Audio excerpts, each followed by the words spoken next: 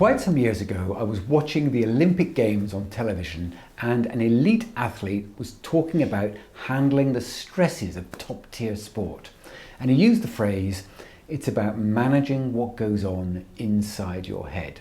Maybe that was the first time that I became acutely aware that what goes on inside our heads can be managed, and indeed it needs to be managed, especially in times of stress. In a senior executive career, you will have times of extreme pressure. The sort of pressure that you feel physically as if someone has drained energy out of you. And as you progress through your career, these pressure periods have bigger consequences and can be quite sustained, lasting some months or even years. On several occasions, I have felt the burden of this kind of pressure, and I confess I've provided a mixed bag of responses, sometimes where I did well and others not so well. I can say though that over time I have improved, and inspired by this mantra of "it's about managing what goes on inside your head," I've established my own mental routine that I've used with success on several occasions. So I'm going to share that with you in the hope that it can help you too. There are three parts. The first part I call Elevate. You begin this simply by recognizing and acknowledging a pressure situation, knowing that you are under pressure and knowing why you feel as you do. Meditation courses talk about a technique called noting, where you actively recognize the thoughts that you're thinking and the emotions that you're experiencing, and that's exactly what you do here. It removes any mystery as to why you're feeling stressed. It confirms that certain events have brought this about and that you're in the middle of it. Then what you do is to abstract yourself from the problem. And by that I mean try to separate yourself from the emotion. Break the link between the facts and the feeling. Acknowledge the facts of what is happening, but park the feeling elsewhere.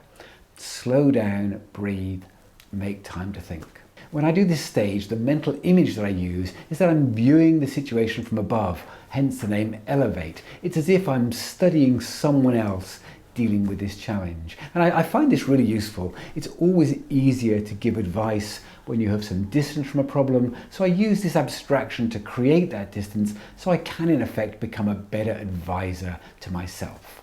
If you do this step well, you'll calm yourself and you'll get clarity of thought. The second part I call Toughen Up.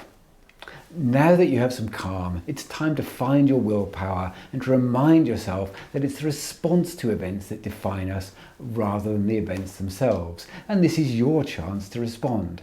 It's effectively an opportunity to prove what you're capable of. When I do this stage, I ask myself, when I look back on this moment, maybe in a few years, how do I want to see myself responding? What sort of response would give me satisfaction or pride? I ask, how does a wise or emotionally intelligent version of me work through this situation? The purpose of this second part is to stop you feeling sorry for yourself, remove any sense that you're a victim, and to remind you that you took on this job for a reason, and this is an occasion where you have to demonstrate your ability and to lead. This brings us to the final part that I call One Small Step. Now that you have some calm from part one and some drive from part two, you need to start finding a way forward. It can be difficult and even debilitating to try and plot the entire path to whatever defines recovery, but I believe you can always find one small, tangible step forward. I found this idea very useful individually and when leading teams under pressure. In a large, complex project where things have gone astray and it's difficult to know how you'll regain control, asking yourself or the team for one small, tangible step forward can often unblock minds, get you moving again. Now, when you've done these three steps, Elevate, Toughen Up and One Small Step, the problem has not gone away and you have a journey ahead of you, but you will feel different, and that will make a radical difference on how you perform. Over a long career, you can't avoid these challenging times, but nor do you want to. Careers are defined by intense experiences. No one writes stories about the easy days. The stories are always about the struggle. So rather than thinking about avoiding tough times, think about embracing them and use my 3 steps or something similar to help you manage your mind as you work through them.